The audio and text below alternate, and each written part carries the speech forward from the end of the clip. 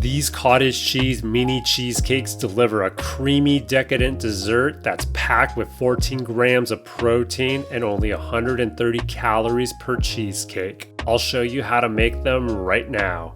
Start with a blender or food processor to mix all of your ingredients together. Add 1 cup of 4% milk fat cottage cheese to your jar. You can use 2% reduced fat cottage cheese if you prefer. Add 1 cup of plain non-fat Greek yogurt. Whole milk Greek yogurt works as well if you want a richer texture. Crack open and add 2 large eggs into your jar. Add 2 tablespoons of honey. If you want to lower the calories and make it a no added sugar recipe, you can use a calorie-free sweetener instead.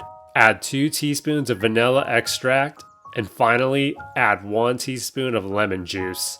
Place the lid on your blender or food processor jar, power on your device, then blend everything together on high speed for about 60 to 90 seconds until there are no more visible curds. You shouldn't need to scrape down the sides for this recipe, as it should turn out smooth and creamy like you see here.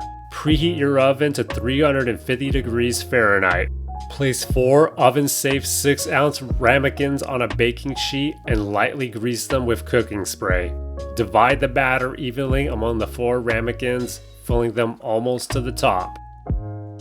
Bake at 350 degrees Fahrenheit for 20 to 25 minutes. Once they're done baking, remove them from the oven and then let the ramekins cool to room temperature on a wire rack for 30 to 45 minutes. Once they've cooled off, cover each ramekin and then refrigerate them for at least 2 hours, preferably longer for the best texture. Once they're done chilling in the fridge and you're ready to enjoy your cheesecake, you can top each cheesecake with your preferred toppings. I'm going with fresh strawberries and blueberries today. Then you're set to enjoy your cottage cheese mini cheesecakes.